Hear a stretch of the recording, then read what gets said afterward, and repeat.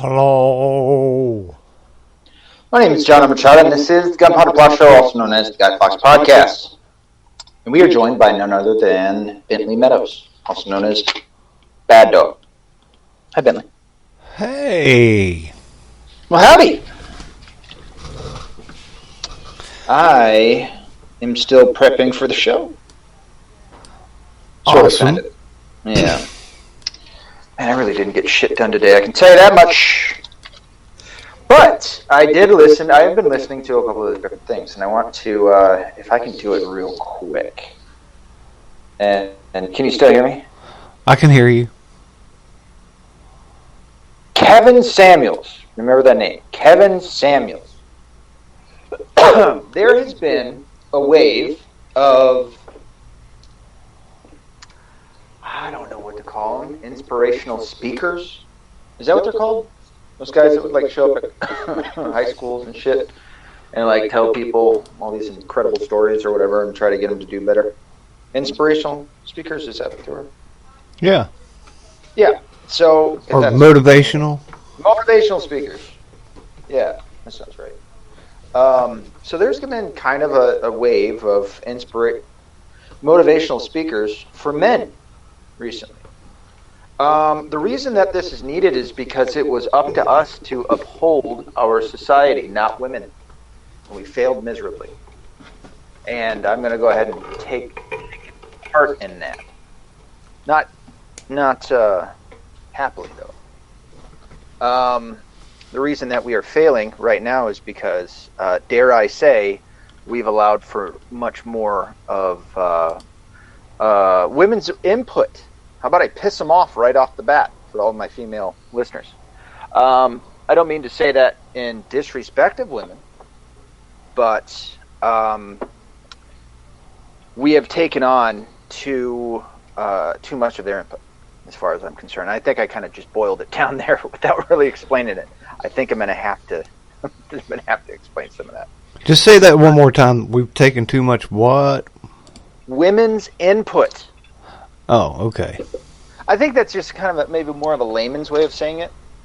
The way I see it, something like liberalism, which is an infectious cancer within our political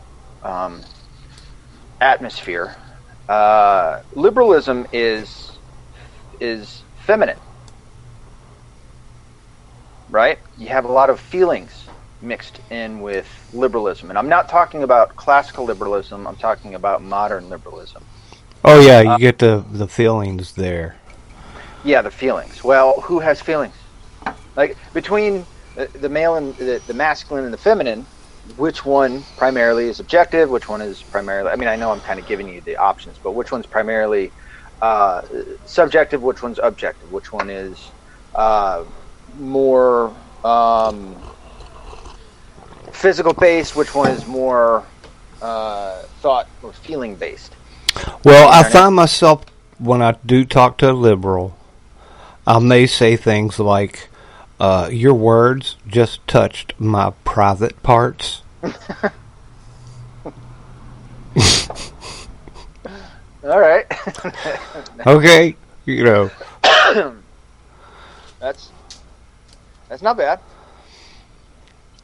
I got that somewhere. I don't know. I saw that in that form or something else somewhere.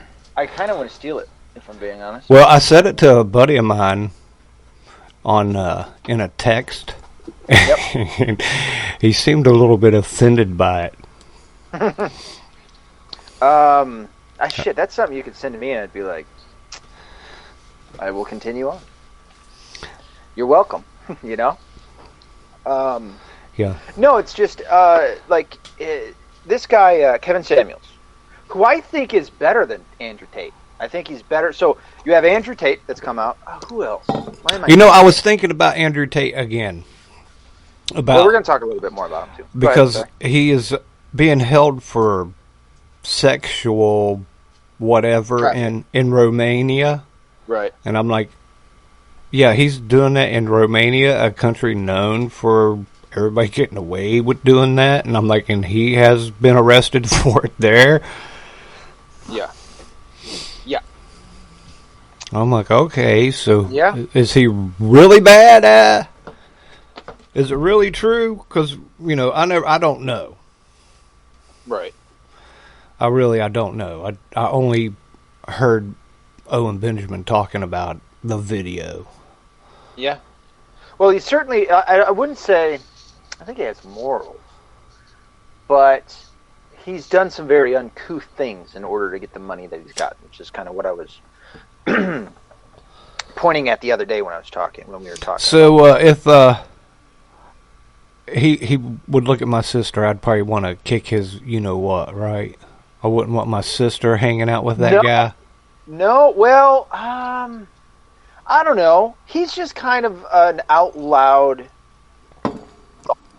if that makes sense. As far as I know, he treats women pretty well. What he did, the thing that I said that was uncouth about the manner in which he made money is that he basically started his own.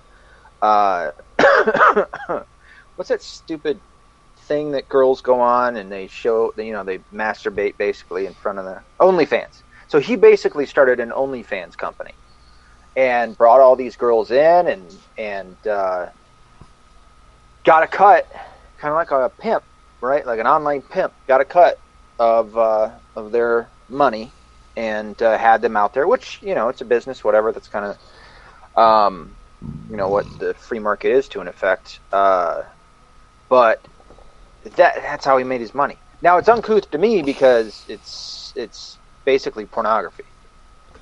And he's very boisterous about the playboy lifestyle that he lives. Okay. Not that I'm necessarily, I necessarily don't like that, I guess. I don't care about that. He's got the money. He wants to do what he wants to do. I want him to have the freedom to do that. Any decisions he makes is between him and God. Now, I've also heard, so I think these are more so rumors than anything, that he's converted to Islam. I don't know how true that one is. But also with this story of him getting arrested, I don't know how true that is. I've heard rumors that it was all a setup, or not a setup, a fake. Could be. Could be. And this would also kind of be the second time that this has happened to him. I think the first time was, I know that was because some girl, at least the story from them was, some girl from America came over and found herself partying with Andrew Tate.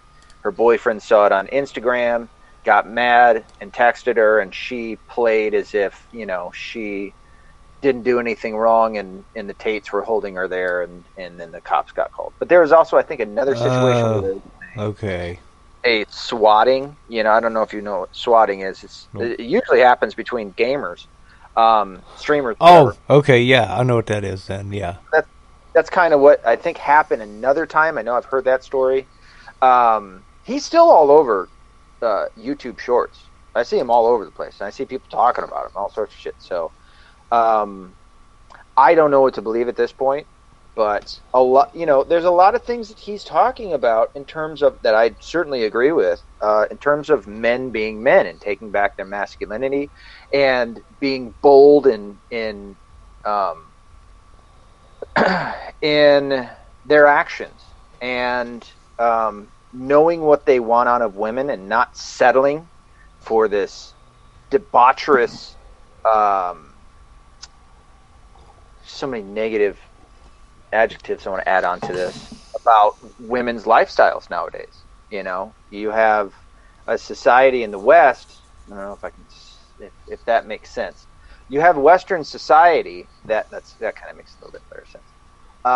Who or which now promotes women to be equal to men. It's all, you hear about the equality and women should be leaders and all sorts of other shit. And it's just not true, and it's fucking ruining everything.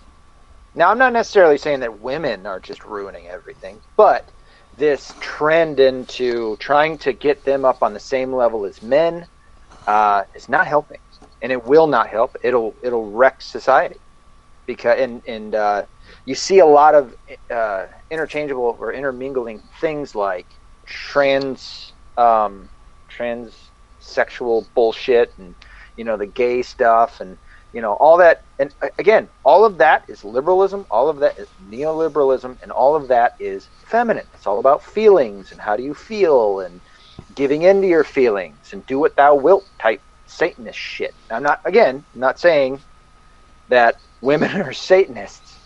I'm not trying to equate the two, but it's the liberal ideal. Yeah. Today's liberal. Yeah. And which I predicted way back when. Nice. When Obama wanted the gay marriage thing, then when he made that happen with same sex, I was like, oh, it's on now. Yeah, and that was never for. Yeah, I'm not saying that there probably were some gays that were like, yeah, we want to get married, but overall, that was never about rights. That was all to do with like undermining marriage is how. Oh yeah, well, it was like there were a certain amount of states, I can't remember, that had same-sex marriage in it. Now, most states had it that you could get, legal binding contract with somebody, and you could go get married, you know what I'm saying? Yeah. But they had to make a big deal. It wasn't like it was not happening, but they had to put it in the books, and I guess he made it happen because he was like, well, we might as well just do it because 23 states have it now already. Right. Yeah, that kind of felt like how that went. No, that's how that went. Yeah, there wasn't a vote or anything. He's like, we're just going to make it happen. That's why they made a bill out of it while Biden is president, because I think that was just a executive order kind of thing. Well, it certainly wasn't a constitutional process to making it an amendment. Yeah. Yeah, it was just like, there's already 20-some states that have it, so. Yeah. Yeah. And again, that falls on us. I'm kind of shitting on both sides, Us men stopped being men. I don't know when. I've had my feelings, like part of it could be from the 60s and the hippie movement and the push from that, free love and all that bullshit. That's kind of what I think. If it didn't start it, it certainly set it on a faster path towards, breaking up the traditional family, giving way to the divorce rate, the custody situation within the court system, taking a lot of dignity away from men, in the name of equality for women. And it never should have been. We are not equal. Let me just say it like this. Men and women are not equal. We never have been. We never will be. Women can't do the things that men can do. Now, I could be nice and say, well, men also can't do the things that women could do. But I don't want to say that right now. Do I believe it? Sure. And I did kind of say it in an indirect fashion. But I want to focus on the fact that women can't do the shit that men can do. Women should not be police officers. Women should not be firefighters. Women should not be in the military. Maybe when it comes to like the paper pushing bullshit aspect of it, fine. Women should not be in the law enforcement side of the FBI, the CIA, any of those things. Now, these are my beliefs. I don't know if they're Bentley's. I don't know if he agrees with me or not, but that's where I stand, and that's what I believe men should think, and we should boldly say it. But I think I know why they don't, and that is men are afraid of women. And it's not that they're afraid of getting beat up. They're afraid of a couple things. And I think the most important is they're afraid of not getting pussy. Flat out. I think that's the number one biggest thing. They're afraid that if they say something that a woman doesn't like, that she's going to hold off the goods. And, we like the goods a lot. Now, there's other aspects of it, especially for married men such as myself. Certainly was this in my first marriage. I would put the pieces back together after every fight because she was more than willing to get a divorce and take my son away from me. Right off the bat, even if it ends up 50-50, I'm missing half my time with my kid. That is frightening. And as it happened, and my son is now 12, he's about to turn 13. The last 10 years, I've only spent 5 years with my son. And it kills a man. It rips the heart right out of their chest. It will put a man on his fucking knees right now. And that is a big problem. It's a big fucking problem. When you see, like the happy wife, happy life fucking bullshit, I hate that fucking saying. Because then it goes to say, well, the woman basically runs the show. You got to make her happy. And the man has to do everything he can to do that. And that's horseshit. The woman should be making the man happy too. As I've said it before. Sorry if I'm talking too long. As I said it before, when it came to like the feminists going, oh, you want them pregnant, barefoot in the kitchen. Yeah. Yes, I do. That sounds like a dream. You better have your fucking shoes off in my house. Because I don't want you stomping through with your muddy shoes and getting dirt all over the place. Because then you're going to have to clean it up. Yeah, in the kitchen. Women are known to be good cooks. It's a traditional thing. And that's wonderful. Yes. Women would get in the kitchen and cook up stuff for, whatever celebration or holiday or what have you. And that's what they did. And it was wonderful. I remember growing up and all of my aunts and my mom and grandmother or whatever, all in the kitchen together, making a phenomenal meal. And we sit down and the men were just so overjoyed that they had made that meal and it tasted so good and yada, yada, yada. And then pregnant? Absolutely. I'd love to see traditional mother-fathers be married and have kids. By the way, I didn't do that. I didn't do it the traditional way. Was I married and had a kid? Sure, but and I'm Catholic. We got pregnant while engaged. Now, we were engaged to be married, so we were already kind of on the track for that, but, I'm a sinner too. I'm no perfect angel over here. But I would rather men and women hold off, refrain from sex, even though I know I joke about it and stuff like that, I'm also a man. I'm going to say shit. But I'd rather them hold off and abstain from sex until marriage. Get married, consummate the marriage, move in together, have a baby, all that stuff. That is a fucking dream. That would make this country so much stronger if we would promote that. And that's all the government has to do. That's all we have to do is promote these good, old-fashioned tradition things, because the new shit that's coming out is destructive. Absolutely destructive. What say you? Well, I work with, say, the guys under 30 have no clue. I'm like, oh my God, dude, I'm 55. I got more game than you. That's what I've heard a lot of, yeah. I'm like, oh my God. And they were, all on video. And I'm like, no, dude, come on. Why don't you go down to the bar, dance with the girl? I'm like, look at me. I was like, I got game. I'm not the best looking dude. I was like, some of these guys are good looking guys. I'm like, I wouldn't even have to have any game if I looked like you. Come on, what the hell? Oh, I know it. I think that's what turned me into a salesman. No shit, was trying to get with girls. I think that's what kind of really turned, because I had to sell myself. I'm not Brad fucking Pitt, I'm not hideous. I don't think I'm hard to look at. I give myself a 5. Anybody that can watch my videos and see what you think. I think that's a pretty nice, middle ground. But, I picked up some moves. I got some pretty girls, man. Fucking knockouts, I beat out other guys for them. How did I do that? Well, had to sell myself. So, but yeah, that's something that I have heard is a lot of women are very frustrated with not being approached. They get all done up, which is fine. They get all done up and they go out to the club. Women, stop going to the club. Stop it right fucking now. Find something else to do. Stop going to clubs. Clubs are and always have been a simulation of how do I want to say? It's basically a simulation of sex to an effect.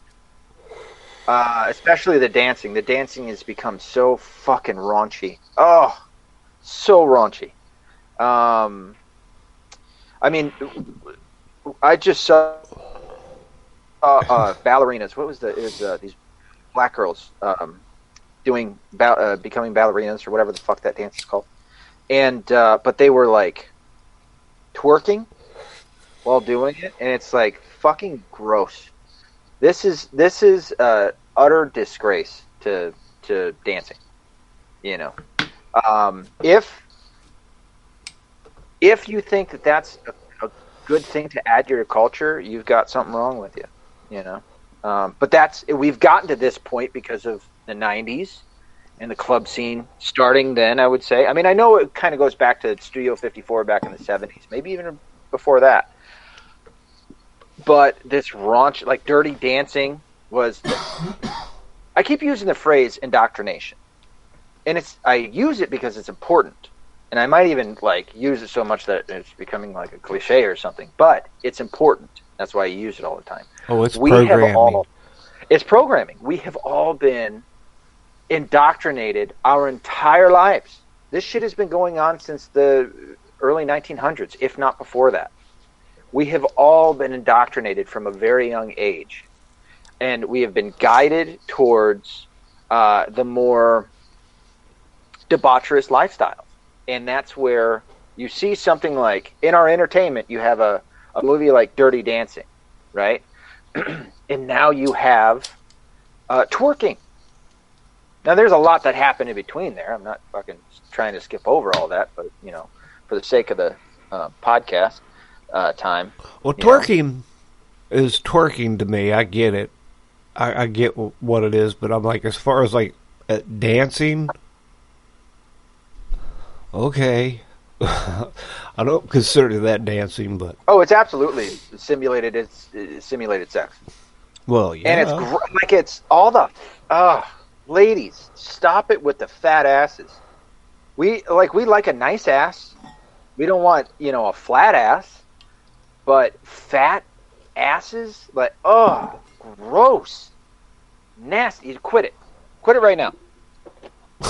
Right now, the fat ass bullshit and the fucking just quit it. Go work out. Go do some cardio.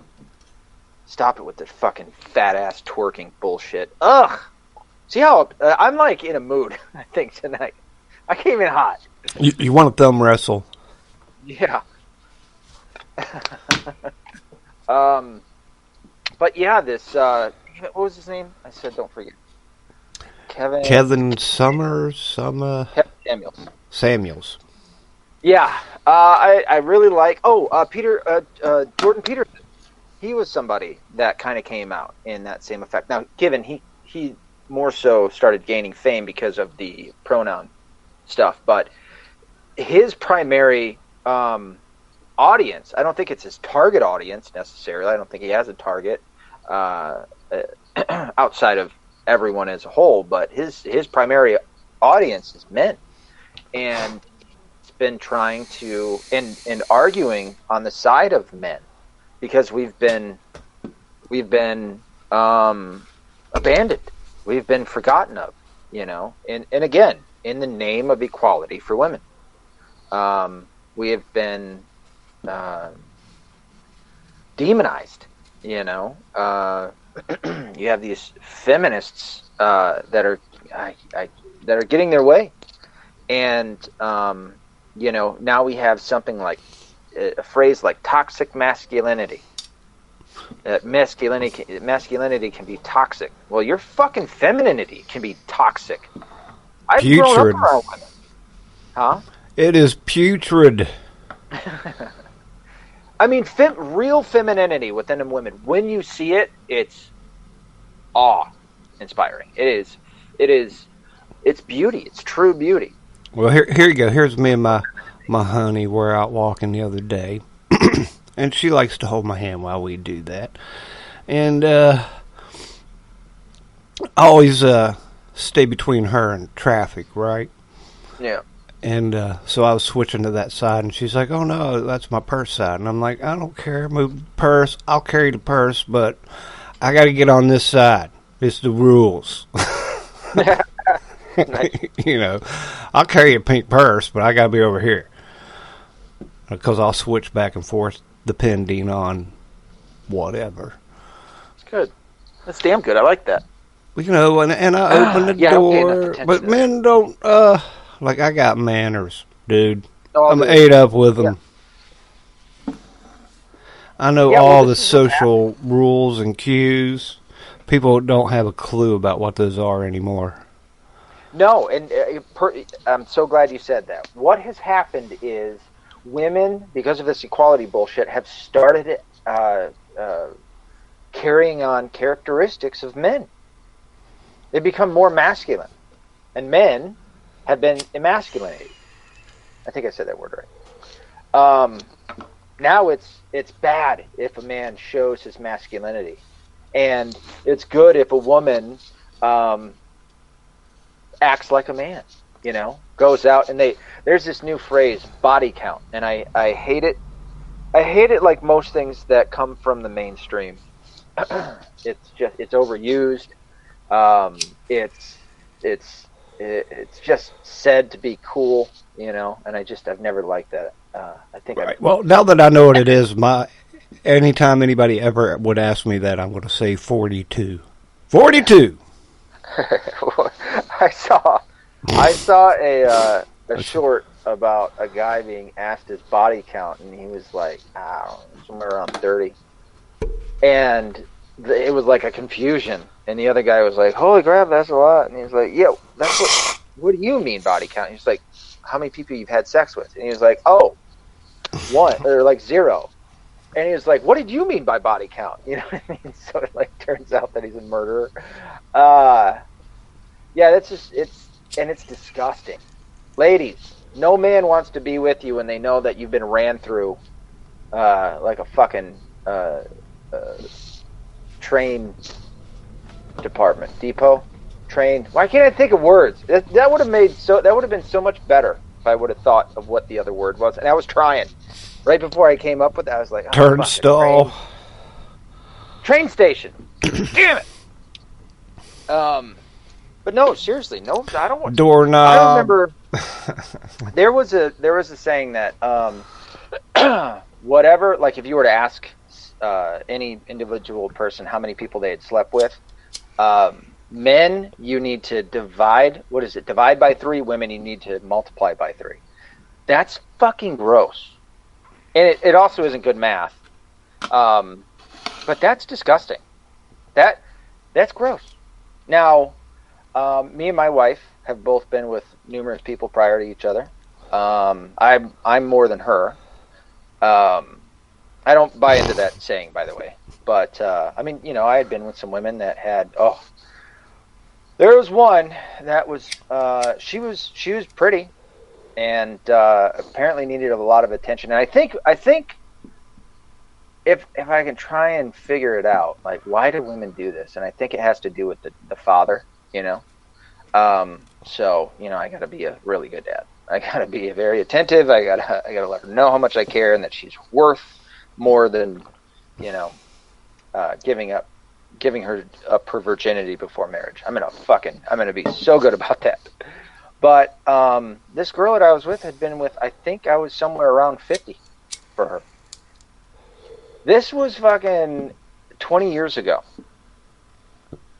That's gross. That was gross back then. You know, women, just in case you wanted to know what men think, or at least what this guy thinks. And I'm not alone, by the way. I know that there's a lot of men out there that are the same way. And there's a lot of others who have stated it, maybe not in so many words. I mean, it's what the word hoe means. You know, you got Ludacris' song, and which his lyrics say that you can't turn a hoe into a housewife. I love that pretty song. He And was just so you know, spot on. it is a ringtone for a girl I know. Hughes a hoe. Use a hoe. And then she's like, she was sitting there when she called, and then she heard that, and she's like, "Is that my ringtone?" I was like, "Yeah." Well, this girl was like, I called every one of her boyfriends. I've known her since she was in diapers, right? I know her dad. This girl actually named one of her kids after me. It's kind of funny, but I've known her for a long time, so I know this girl. Yeah. And all her boyfriends are like, "Oh, my name's blah blah," and I'll be like, "Okay, you're Billy, right? You realize that?" Right. And they were all Billy because you aren't going to be around long enough for me to know your name, dude. So, always referred to her boyfriends as Billy. And then one day she announced that she was going to date a guy when I was living in Moab. I had her come out and stay with us. Nice. And so she's like announcing to me and my honey that she's going to date a local boy. And while we were eating dinner, so I dropped my fork and knife on my plate, and I was like, "Oh, great." And I looked over at my honey, and I was like, "Now we get to find out who the biggest piece of shit is in this town."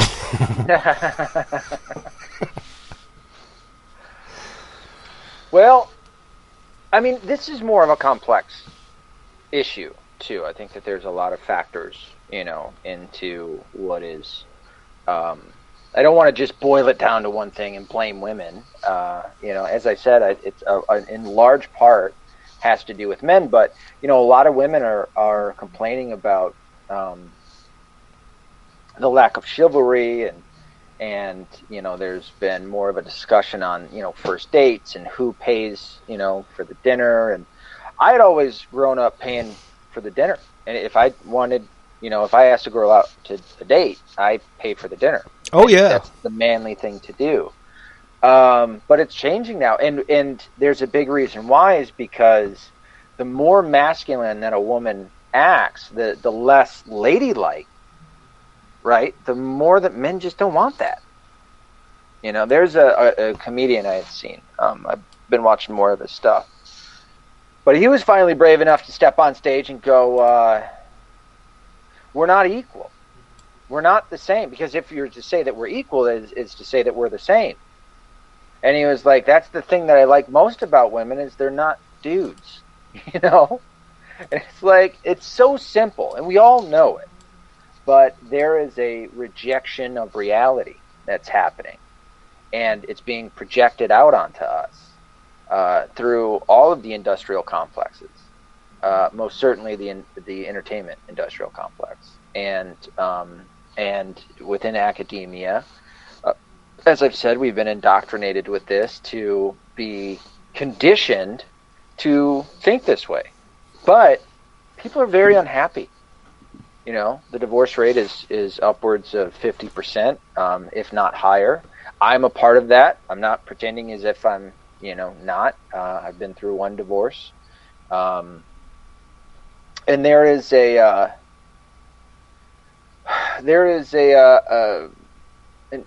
problem within many and many relationships of a more masculine, I don't want to say stance, more masculine attempt at controlling the relationship by women, and us men are not happy with it. And a lot of times we're already, we've already got kids and what have you, and men are having to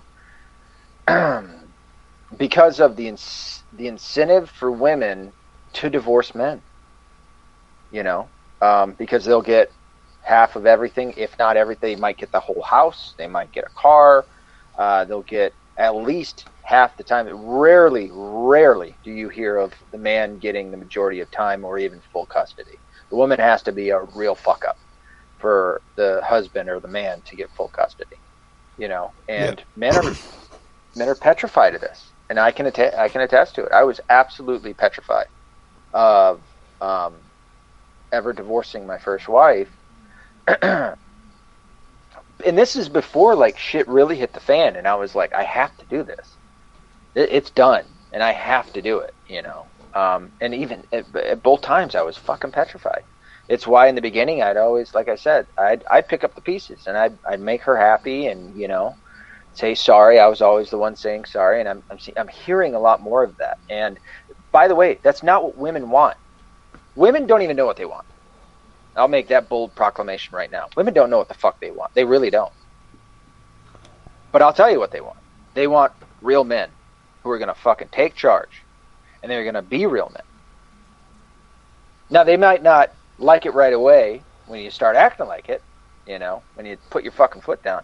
But I've said it on this show. Shit, my wife, I almost got her on this podcast. If ever I do, I promise you I will ask, if I can remember, I will ask her, did I not say that there is one captain to this vessel and you aren't it?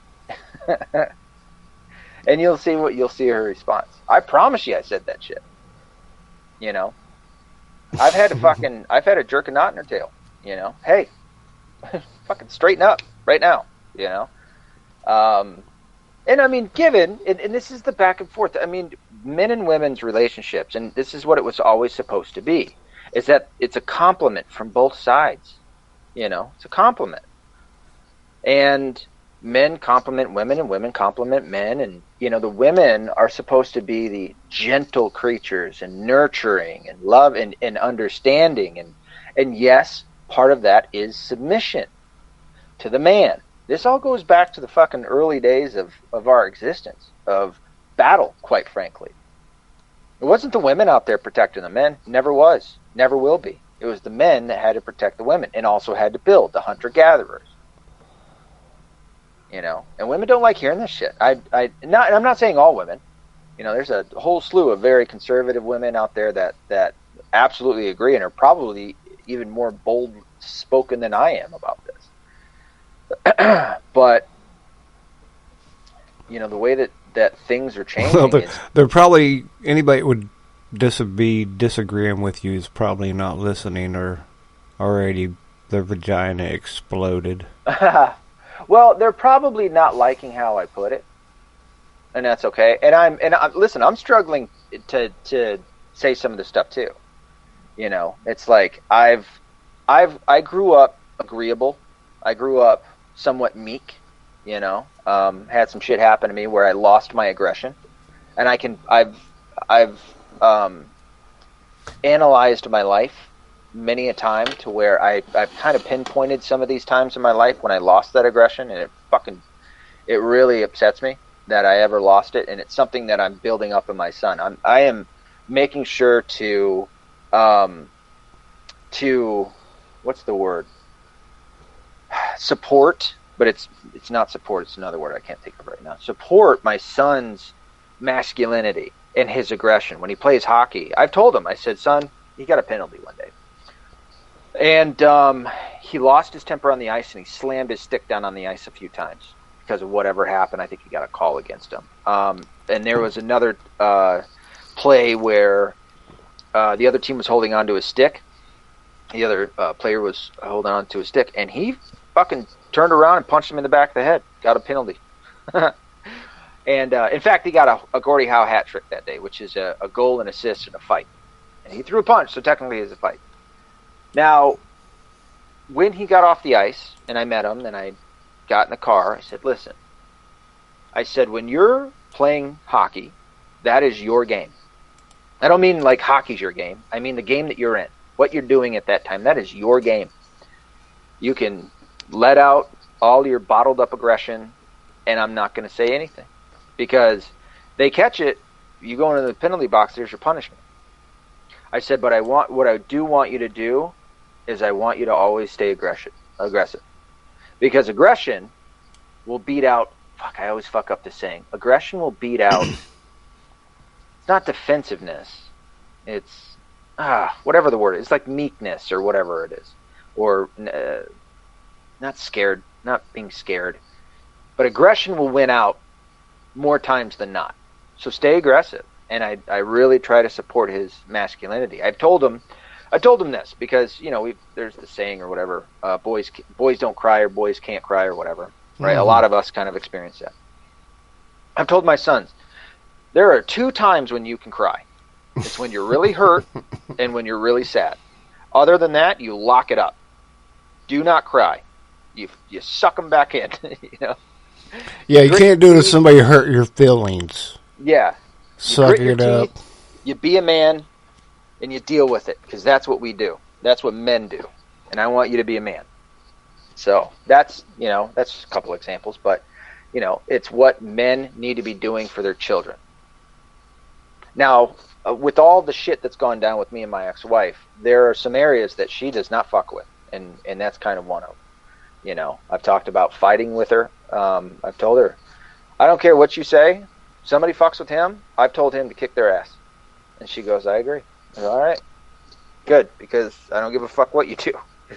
I'd have told him that either way. But we've been losing it for a long time, and we've been, you know, man. And I think, as I said, it's a complex issue. There's a lot of facets and a lot of factors to all of it. One of the biggest one, man, was, you know, the custody thing, I think, for men. And not just for the men, not just for the fathers, but more so for the generations after. I think it really, really fucked up when the courts did a one-size-fits-all, to an effect. I know that some are different, and some, you know, they do different things with some cases, you know.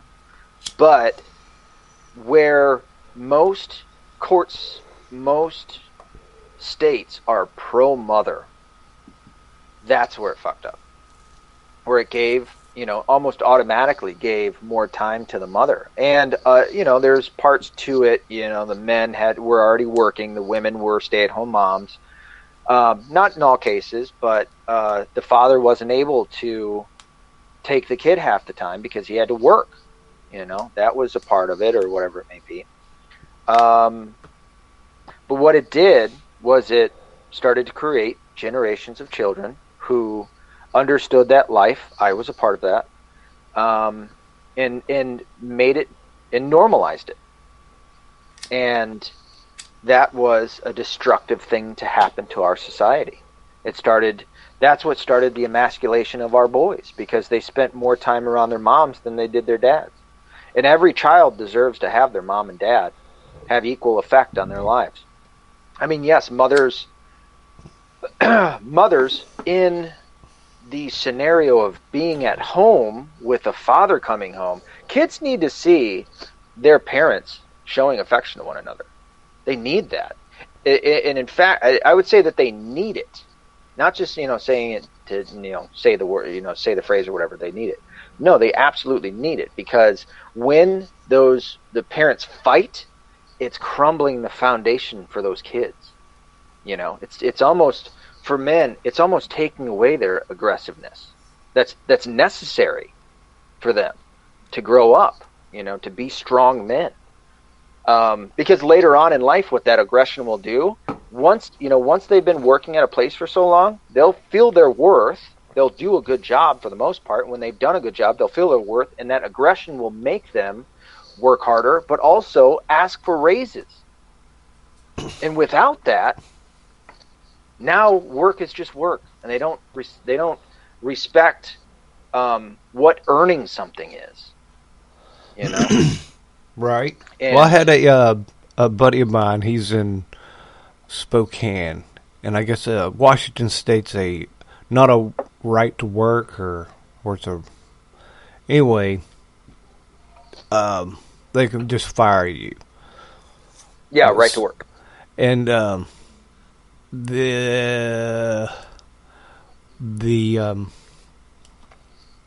somebody was quitting because you have to join the union to work there. And I'm like, oh, well, I don't like that, you know, but okay. Yeah. I don't know, I got my things about unions. I was raised around a powerful steelworkers union, and I know how strikes and contracts and all that works. I got it. I know.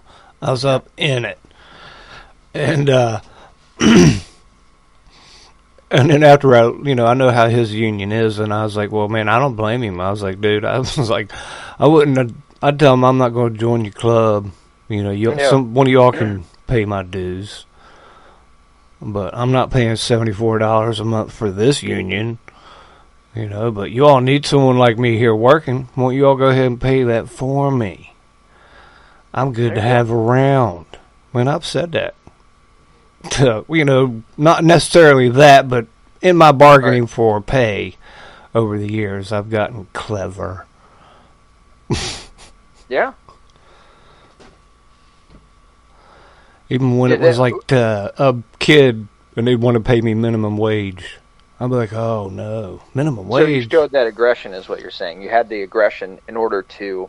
Well, I knew I was worth money. Yeah. Like I remember I told a manager when I was waiting tables that, hey, I can't work. It was a team thing. I can't work with this guy anymore. I'm going to quit. And he's like, well, I'll just hire the next person that walks through the door. And I was stopped, and because he was behind me walking, I turned around. I was like, no, you'll hire the next 2 people, dude. And I was like, and then you'll have to hire another 2 and a few more 2s before you find another me. But he's like, okay, all right. Yeah, I mean, to kind of reflect on what I was saying about liberalism being feminine and about feelings, and I'm trying to equate it or make it in parallel to the unions. I kind of feel the same way that you do. I used to say that unions were needed at one time, but I'm curious. I would like to, not that I'm going to do it right now, but I'd like to go back and see what the government's involvement in the free market was at that time, when unions started to develop, and maybe even a couple decades prior, to see what the government's involvement was, because there's a part of me that really wrestles with it. From what I've seen in unions, I've worked in and around unions, and I've worked non-union. The job I have now, there's no union. I don't ever want there to be a union. I love my job. I highly like it. I'll say it like that. I don't necessarily love it. It's still a job. I'd much rather be an author. And I wouldn't, if I were an author, I wouldn't want there to be some bullshit union. I don't want to have to pay dues or none of that shit. Fuck them. I'd rather, make my content and put it out there, and whoever wants it gets it. But it's kind of like in welfare. At least that's the idea, or the first thought that comes to mind as we're talking about unions. Because in unions, what you're having is this centralized government, to an effect, that is arguing for you. And there's people who want these certain things, and people that don't. And the union, I guess they try to make it all work out as best they can, or at least that's what the union reps say. And they go and they bargain. And a lot of times, both sides are somewhat happy and somewhat not happy. And to a certain effect, it's kind of like with welfare, where you're given so much but not enough, right? And I would say that that's more of a feminine thing, where women look at it at somebody who's poor and says, we need to do something for them, we need to give them something. Where I think a more masculine way of looking at it is light a fire under their ass, go get a job, go work, bust your ass, get out of it, pick yourself up by your bootstraps. I don't even know if I like that saying. Pick yourself up off the floor, dust yourself off, and get your ass to work. Now, given there's, I've talked about this before, there's some answers I don't have, people, okay? What about the elderly person that can't work anymore and doesn't have any family? What do you do for them? They're going to die. What about the mentally handicapped kids that everybody's abandoned them and they're in a home? Somebody's got to take care of them, right? What about the orphans who don't have any family and can't work, especially because of laws? Not that I'm saying I want kids to work, but they don't have any way of taking care of themselves. So what do you do about that? Now, I would argue that charity would take care of all of it, especially if we could get the government out of everybody's way, because the government always fucks up. Again, with these shorts that I've been watching all day, to an effect. Yellowstone. I have not watched Yellowstone yet. For anybody that wants to gasp at me because of how much I've talked about Deadwood and Justified and loving in Tombstone and loving westerns and being from the South. I've never watched Yellowstone. I mean, I've watched the first 2 episodes of the first season, but you have to get up here. I have to subscribe to Peacock to get it. But anyway, long story short, I haven't seen it. It's pretty good. I did actually order it from the first season 1 from the library. The first 2 seasons that I've seen it have been pretty good, and I'm hearing it, all over the place. Like especially my dad when I just had him over for Christmas, and he was shocked. He's like, "You haven't seen Yellowstone yet?" Like, no, man. Yeah. I haven't seen Ozark either. Not one episode. I've seen, I think, the first 2 seasons of Ozark, but it just wasn't. It was good, but it didn't grip me in. I wasn't like, oh, I gotta watch the next season or whatever.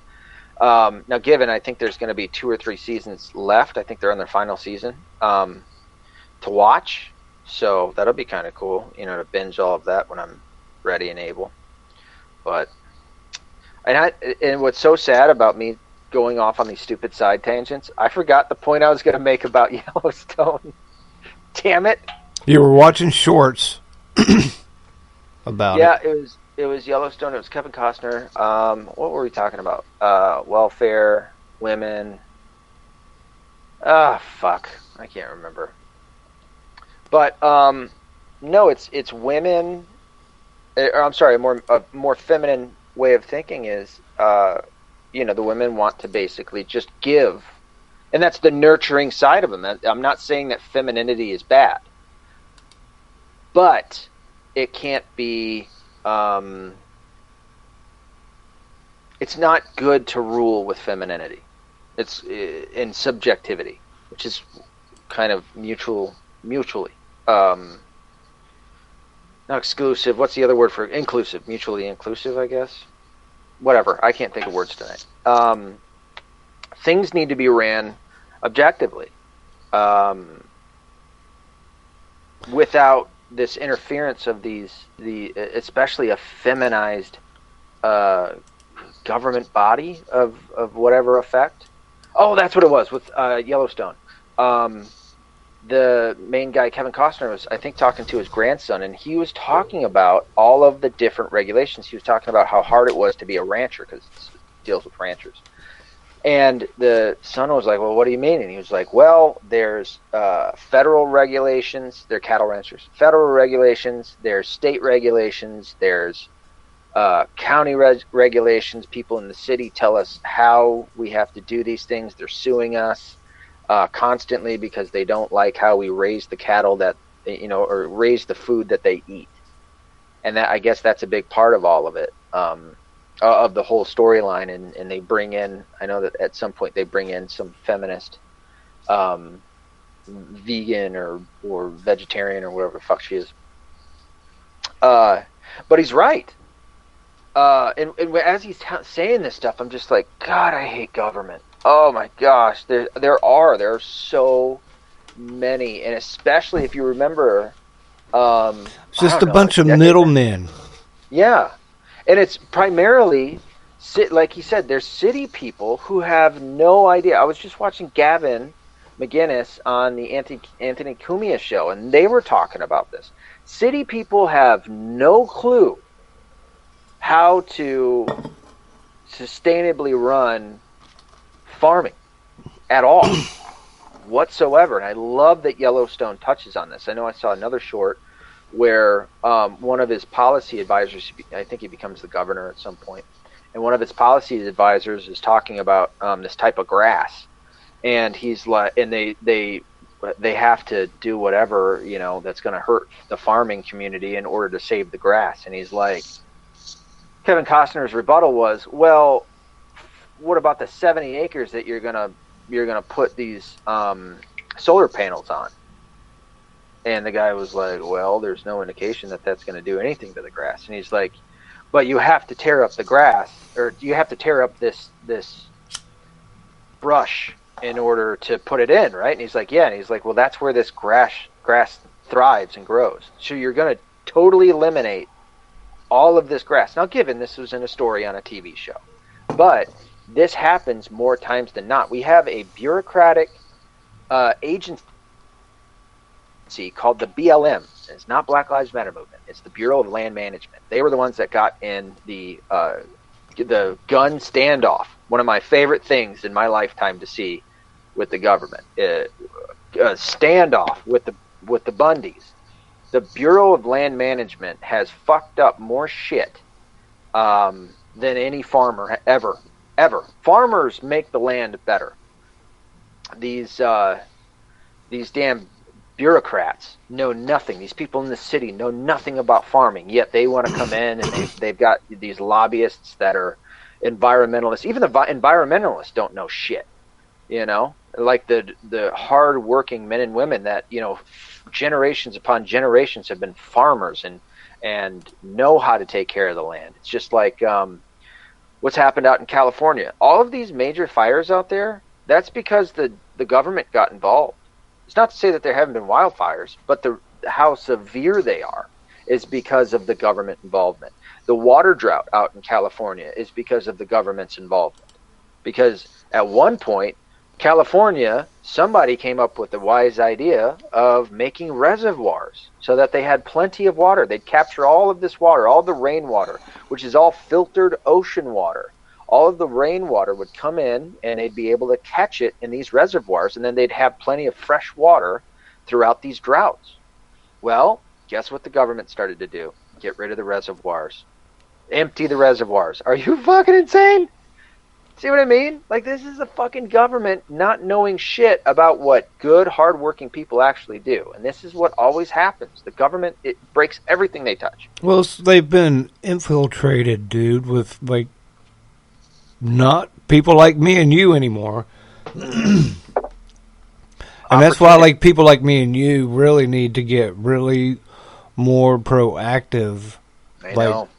Go run for office or talk to somebody we know into doing it. Yeah. You know, I had a guy that I know ran for the, I don't know, something chambers. Anyway, a kid I grew up with, he won back home. And he was on somebody else's podcast that I know, and I was like, I listened to it, and it was awesome because my boy Pat Lucas, when they asked him every question, it was an answer, a real live answer. And it was just cool that, you know, that you don't get that kind of thing from a politician anymore. No. Like, I upset somebody today from a post that I made 3 years ago. Yeah. Because I talked about, Clinton and Trump ran for president. You know, whoever you wanted to win, whatever. It's just the fact that these two idiots are running for the top job in our country. This is where we are.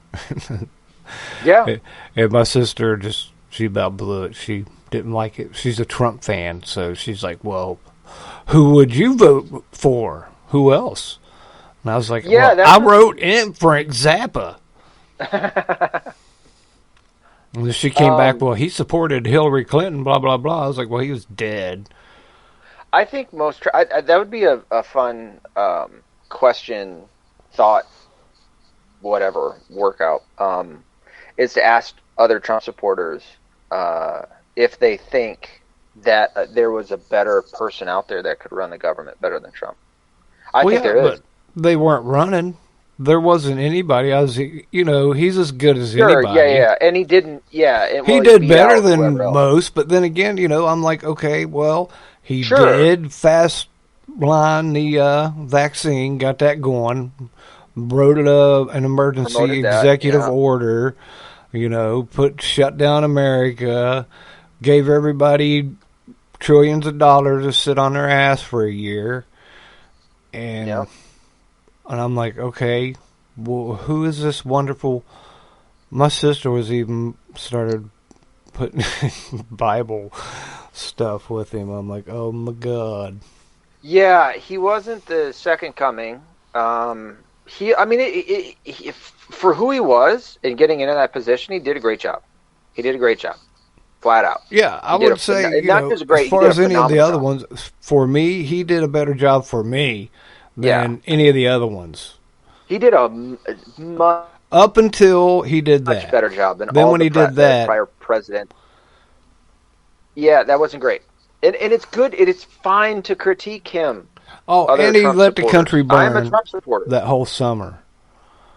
He let that happen. He let that just go and go and go and go. And go. And he could have put a stop to all of it right then. And then there probably wouldn't even have been a COVID. That's where, like, I might disagree just a tad, because we tend, and this is something I feel like, I don't know, we've maybe organically condition ourselves to believe, is that the president has more power than he does. And that, like, we blame him for everything, and same with Biden, we blame him for everything, and there's so much that they can do, could he have sent in the National Guard in certain areas? Sure, but you still have to deal with well, I saw insurrection all summer long, and he did nothing. He let an insurrection happen, an infiltration, he demoralized us all summer. That was terrorism, really, is what that is. Yeah, it really was. I don't want to sugarcoat any of that. That pissed me off. Yeah. The only one that had any kind of balls was that Kyle Rittenhouse. Yeah. And he shot 3 black guys dead, and they were all running for city council. I think they were all Jewish. Yeah, they were black Jews. They actually were all Jewish. He was wearing a Hitler Nazi youth uniform, I hear. Right. He was zig-hailing. That's the famous picture of him. He was zig-hailing. I think he had a noose. And I think he also said this is MAGA country when he shot those guys. Yeah, and he had a rebel flag cape. And he had a swastika tattoo on his forearm. Yeah. I forgot about all that. An AK-47. Yeah, an AK-47 and a rocket launcher. He shot one of them with a rocket launcher. Seemingly, because he blew that fucking dude's arm off, man. That was just... Oh! I am a capable shooter, and I do not even think for a moment I could have pulled off what that kid did at 17. Even on my best day, I don't know if I could have done that. I would have probably shot him full-on body mass or something. But oh yeah, I wouldn't have missed him, but I don't know. I don't know if I could have done. Masked all day. But at 17. But I also would have. I'll be honest. I would have fucking been pointing my gun at other people. Like he got like they were trying to accuse him of. If I was running, that crowd started doing that shit, I'd have fucking stopped right dead in my tracks and started pointing that gun at people. Fuck off, I might have even shot a couple times into the fucking either the ground or the air. Try to find some fucking dirt. That crowd starts closing in on you, man. I mean, he did everything right. He got out of it, but just by the hairs of his chinny chin chin. I don't think I would have got out of it. Yeah, I'm like, I don't know. And I had training. I never had anything like that. I was in and out before anything happened anyway.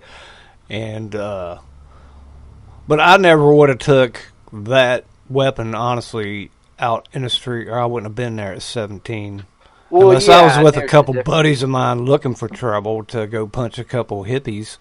Yeah, I see. That's why I never really wanted to go out to any rallies or anything. I mean, I kind of did. I wanted to see what a Trump rally was like, but at the same time, I knew what would await me there, and I know how I am. And Yeah, well, Kyle I would have Rittenhouse never wasn't been at there. a Trump rally. No, I know. I'm just saying, like, to any event like that. Like that was, kind of to an effect. I mean, it was a protest by the left, and people on the right would go out, and just as they did there. Not that I'm saying that he went out there for political reasons, but you know, that was a reason that I didn't go out to any events or political whatever. We had BLM right down the street on the corner from my house. If I went down there, it would have been a fight. I know it would have been, because I will not allow myself to be spit on. I won't allow for anybody to fucking touch me. It's gonna be a fist fight. Shit, I have a hard enough time dealing with people running their mouth at me, let alone touching me. I live down in Florida, and there is always a Florida man somewhere. And, Yeah. BLM, Antifa, it don't matter. We got Florida man. So I did see some, but they would be like on the street corners, out of the way, because Florida man would have run over them, or. Well, and the same with that. Like, I wouldn't have. And you got the right to do that here in Florida. You can stand your ground. Yeah. I don't know if we have that right here. Again, something that I didn't. I just assumed. You know what? I'll stay away from this. I'll stay away from it because I know how I am. So, but I think you're right on that. But he did find himself in a pretty bad spot. But yeah, I mean, Trump could have made a bigger deal about shit too. I mean, so the thing is, it's okay to critique Trump if you're a Trump supporter. I'm a Trump supporter. I want to see what a second term looks like. If I'm looking at the landscape in reality, you've got Trump as the forefront, and then you've got kind of this DeSantis, push. And I keep going, no, y'all just leave him out of it. Yeah, leave him out of it, because I like him right here where he's at. I like him right there too, man. Florida's doing great. Keep him where he's at. But if you're going to do anything, make him the vice president. I've heard people go, oh, you can't do that. Fuck off, he can't do it. If he can run for president, he sure as shit can be the vice president, And then you've got 4 years with him. 4 years with him as vice president. And then he's a fucking shoo-in for president. Now you got another 8 years of DeSantis doing good shit for the country. Or at least that's what I would hope. I don't know the man. I've never sat down and smoked a joint with him. Well, but that's if somebody else is counting the votes. Yeah. So it's but that's the landscape right now. I think that Rand Paul would be a better president. I thought he would be a better president back then, but he lost. To the popularity contest, which is a sad state of affairs. I think if we're going to do some shit to change up the country, which I'll also say this, because I know I've talked about this a possible civil war. I wanted Ben Carson to be president. Ben Carson was just a kind of cool dude. I love his story. Well, I liked it. One of my liberal friends was like, "Well, he choked some guy," and I was like, "I know. Look at him." Because people are like, "Well, he's kind of like a lump," or I'm like, "No, that dude's he will choke you." Like he almost killed his mom, didn't he? with a knife or whatever. He grew up in Detroit, man. He has some issues there, but then he went to Johns Hopkins, and became a fucking brain surgeon, and invented ways. Somebody else was like, he's just stupid. I'm like, no, well, I would agree with you 90% of the time, but not this time. No, that man, he overcame some shit. Let me tell you, fucking Detroit is not an easy or nice place to grow up in. Oh, and he would have been in it when it was a real hood, I would imagine. I mean, it's a real hood now, too. Shit. It ain't changed much since the 50s.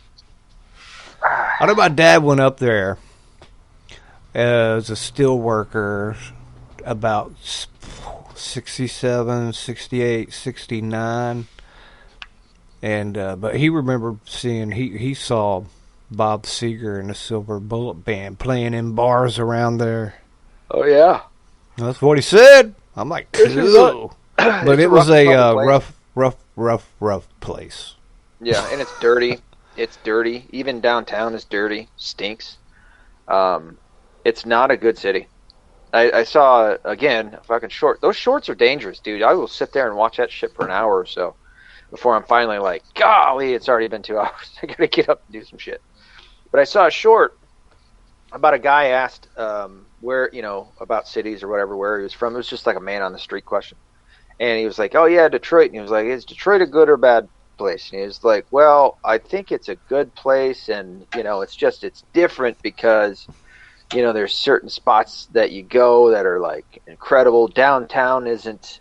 And he was like, well, but I'm talking about downtown, and downtown is nice and it's clean and it's this, that, and the other. It's, what people have heard about Detroit is the not the suburbs, the outer parts of it. And it's like, no. Oh, if I could have been there, I'd have been. You lying motherfucker. You fucking pussy. No, Detroit is a shithole.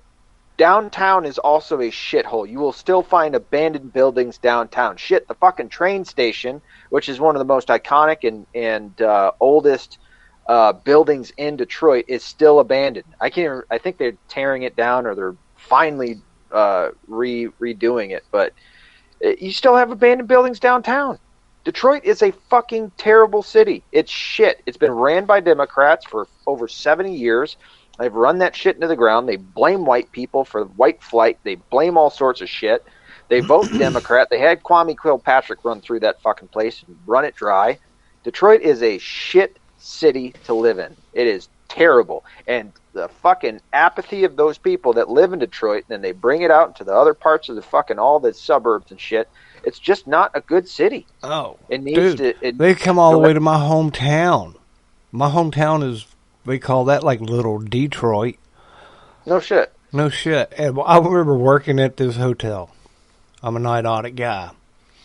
This black dude from Detroit, which I automatically assumed was a crack dealer when he wanted to pay with cash. Right? So I like overcharged him a lot and pocketed it. Because really, okay, dude, you want to stay here? Rock stars stay here when they come to town. You're going to be a rock star? We're going to charge you like a rock star. Well, he would come in occasionally, and I would overcharge him occasionally. Well, all the time. And then he would tip me. This is kind of funny.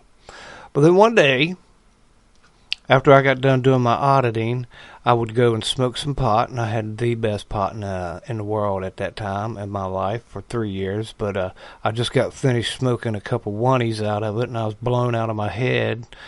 And was walked back behind the counter at this local Holiday Inn downtown, and big old building. Anyway, out of nowhere, like some dude, this dirty hippie-looking dude, is standing in front of me or on the other side of the counter, and he's got this badge coming around his neck hanging there, and he's like, hey, man, Huntington Vice, I want to know where blah, blah, what room's he in?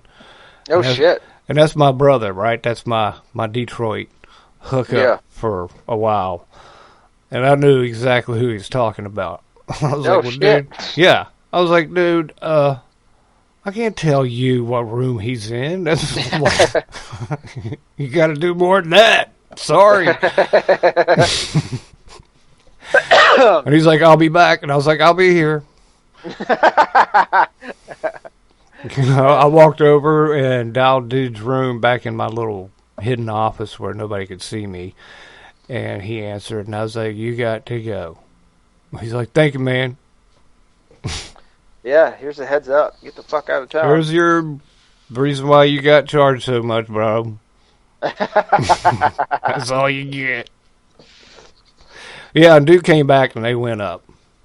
He had everything he needed at that point, and I was like, okay, there you go. Yeah, well, they just need a warrant, right? Yeah. Well, he came back with some paperwork, but, it had been a few minutes. Right. Enough time to... They should have had people outside, but this was a big place, and we had a lot of exits. Yeah.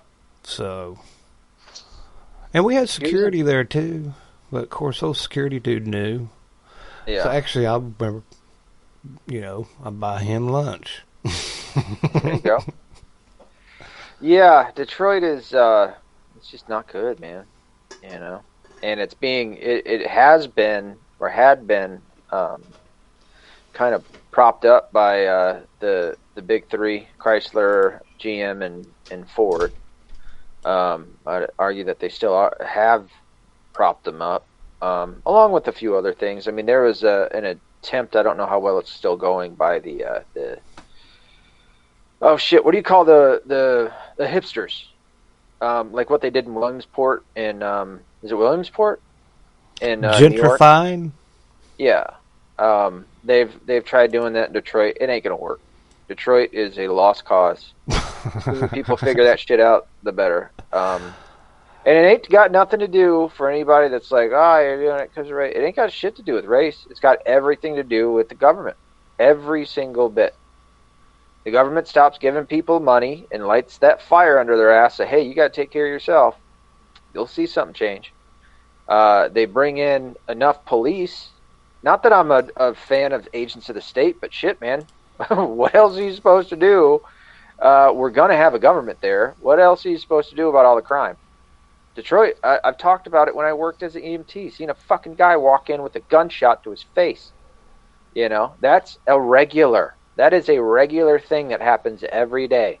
They just don't report on it. The reason you don't know it is because they just don't report on it all the time. They report on some stuff, but they don't report on. I mean, there's a lot of shit that doesn't even get told. There's a part of the Detroit black culture, which is, and I know this is a part of many cities' culture. And again, this has to do with also being a city. In a city, you have apathy because you have so many people. Given Detroit is a large geographical city, but a small population city. But there is a culture of not snitching, not telling the cops. I think we talked about it before. The percentage of murders that go unsolved in Detroit. Yep. That shit. There's a percentage of murders that the cops don't even know about in fucking Detroit, man. Right. I was just watching a documentary on the Texas killing fields the other day, and it's about this area in Texas where I forget the city, where it's just a large, acres upon acres of field, and it's like they kept saying it's the perfect spot to dump a body, and I'm like, holy shit, that's all of Detroit. That's every bit of Detroit. And you know what? The Texas killing fields, I feel like, because it was like back in the, I think, 70s, 80s, 90s, something like that. I think that's what the first season of True Detective was based off of. It might have the been. Yellow King and all that. It might have been. Yeah. Might have been. I was remember watching it just feeling in like the 90s seeing a video of Detroit and the burbs were like whole neighborhoods that were emptied out pretty much. Yeah. I'm like, what? Is that for real? Can I go buy all that? When you hear me car casting, I remember looking it up one day. I was like, I wonder what the lowest cost of a house is out in Detroit. And I looked it up. I am not shitting you. It was $100. I looked it up again, not because of inflation. I looked it up again, I want to say about 6 months ago or so. And it was, I think the lowest I could find anything was $2,500. $2,500 you can buy yourself a house in Detroit.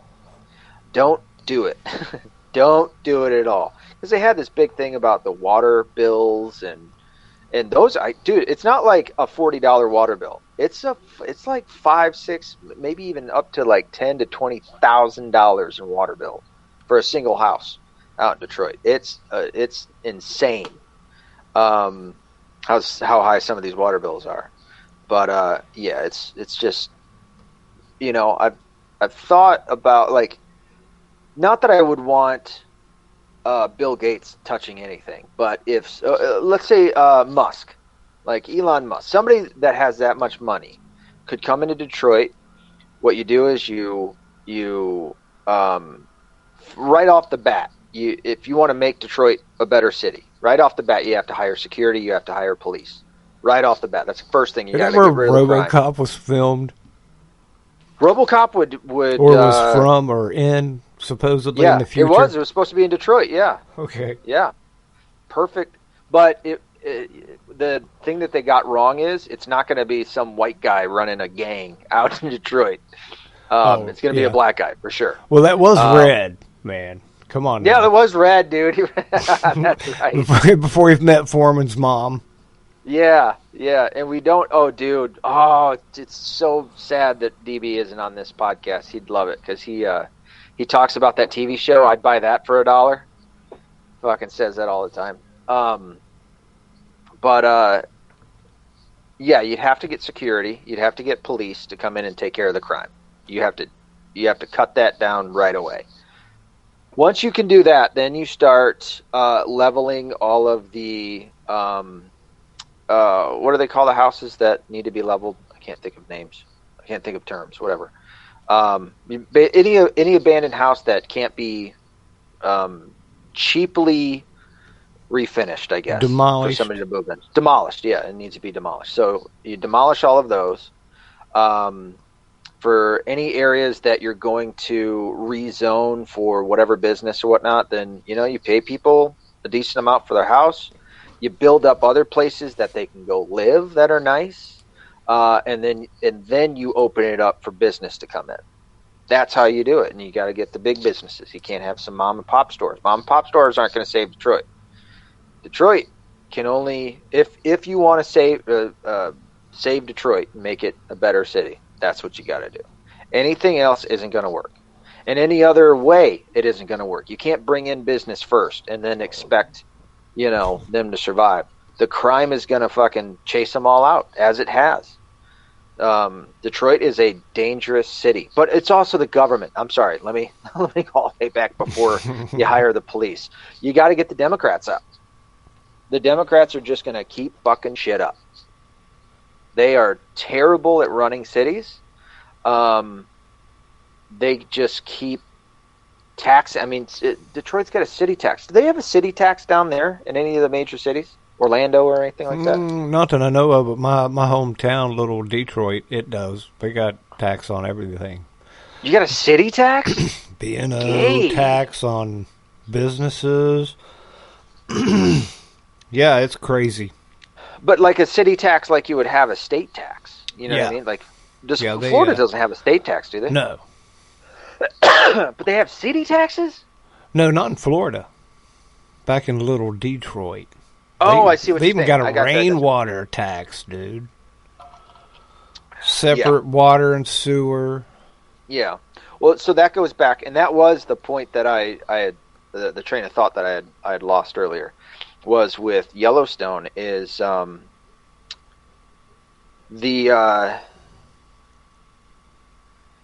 amount of government regulation and government involvement, and all the different types of taxes that we have, that it's just like, why would you ever start your own business? Why would you ever become a farmer? I mean, when we started this nation, I think farmers were over 85% of the population. Now it's down to what?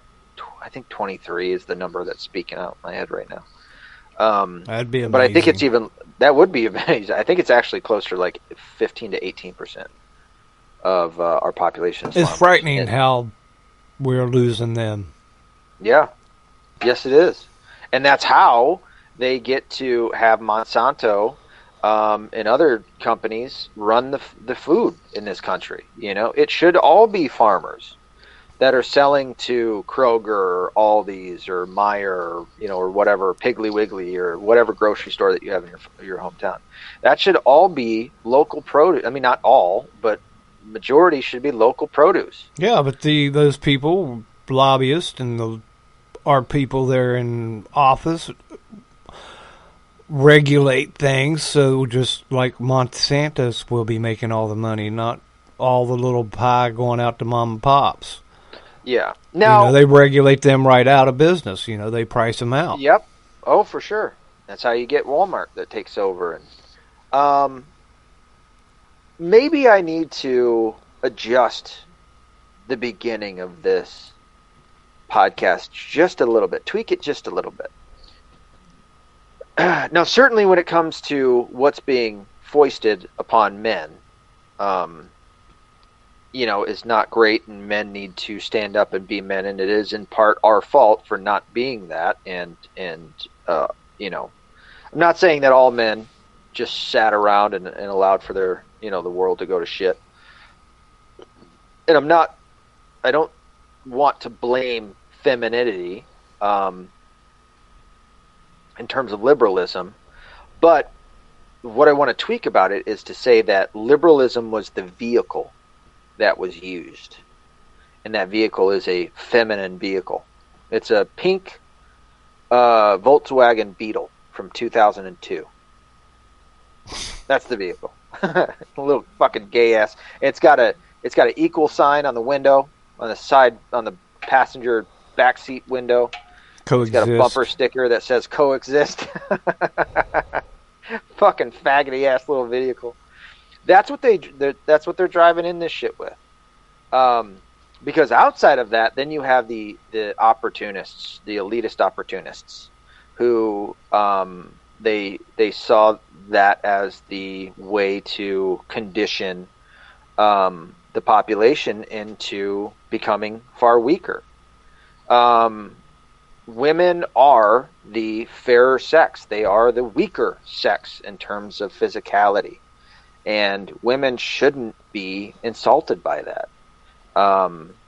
There is empowerment, real empowerment, not this bullshit boss bitch, boss chick, whatever, slogans that they have today. That is not empowerment. Real empowerment is being a woman. And look at what has happened. Now you have trannies. Now you have men who are better women than women, supposedly, from the left. And they're cutting you out of shit. They're cutting you out of your competitions, They're making you compete against men, and they are fucking you up. Well, these women need to man up. Yeah. Men need it. The fathers. If I ever... Now, this is the thing, is that when kids are real young, like my son played on soccer teams that were co-ed, right? So there are some little girls out there. They didn't do as good as the boys, but, as you try and coach them, you try and get them in the right position. Sometimes they would. Most times they didn't. But they're also prepubescent. Once you hit puberty, musculature changes in men, and they become far stronger than ladies. And then you really start to see the difference. And that's why you got that fruitcake that decided to become a woman and started beating the shit out of women named something Fawkes. Shit, what was his name? Something Fawkes. If I had a multiple choice in front of me, I'd remember it. But he decided he was a woman. He fucking fathered a child with a woman. He had a boner for a girl, stuck it in a girl until they made a baby, and made a baby. And then after that, he decided, I'm going to be a woman. Fallon Fox, that's who it was. And they actually, and this, I think this was it Bellator? Or I should be mad at Scott Coker, who runs Bellator, not UFC. And they allowed for him to go in and beat the holy hell out of women. He broke, I think, 2 women's skulls. That's how bad he beat these poor girls. Yeah, that ain't right. That ain't right. But I, as a father, once my daughter gets into puberty, outside of I don't know, if she gets real good at soccer and they're like, hey, can you come kick the football at our games or, whatever. But even then I'd be like, where the fuck are your men? Why aren't you looking at the soccer guy? If somebody did that to my sister, and I don't care who it was, I'm going to beat their ass. Oh, I'm going to find them. I don't care. I'm going to beat the holy hell out of them. That's always, I set that rule a long time ago. Good luck sleeping with your house on fire, fuckface.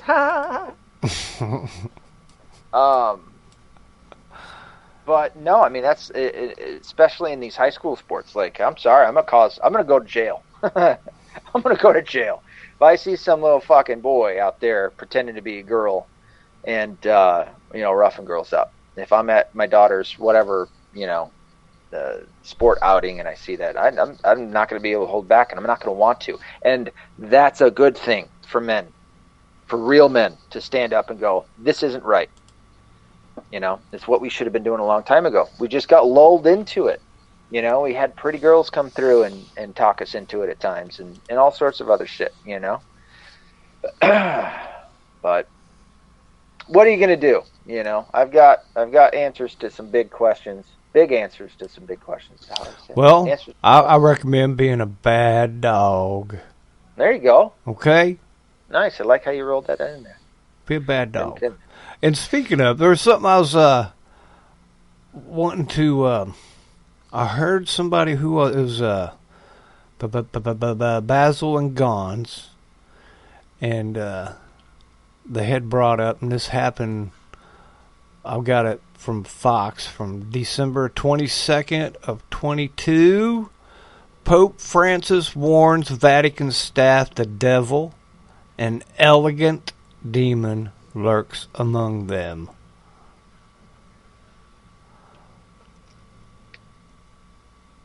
We're going to have to talk about this on... So, dude, I didn't touch on any of my notes. I didn't look at not a one of my notes tonight. And there was some shit that I wanted to talk about. Pope. Oh, yeah, the Pope died. Fuck. The ex-Pope. Yeah, he died. It was Ratzinger before he became Pope. I can't remember his name. Francis. No, that's the Pope now. Oh, yeah, they changed their name. They got to go... Yeah, they got to put... They got to get their porn name or their gangster name.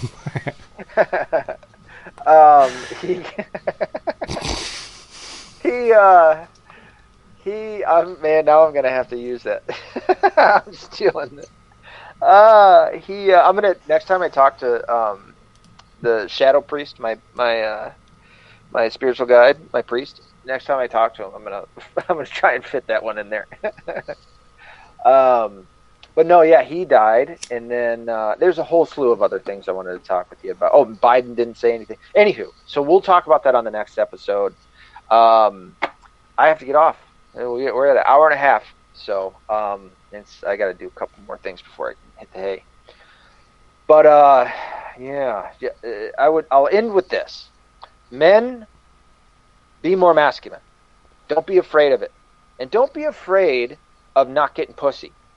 Okay, you're gonna find that the good women are out there, you know, and it's not good women that just like real men. Around is a bad, yeah, real good women like real good men. So be a real good man, and don't be afraid of your masculinity, and don't be afraid of women, and be bold and stand up. Yeah, stand up to pee. Stand up to pee. Exactly. Would you like to plug yourself, good sir? Be a bad dog. If you like to get a hold of me, you can do that at baddogshow@yahoo.com. And you can hear me on the FringeRadioNetwork.com, FringeRadioNetwork.com. And he's also on Facebook. Yeah, I'm there and a few other places. Bad dog. You can get a hold of me at metv1105@gmail.com. That is metv1105@gmail.com. You can see the 13th installment of The Weapon. I just published that at theweaponbook.com. That is theweaponbook.com. And you can find me on any social networking platform with the exception of Twitter, TikTok, and Instagram. Just look me up, John Omerchada. For now, that's all, folks. Until next time, be accountable, be responsible, don't be a bitch-ass liberal. Later, buddy. Peace.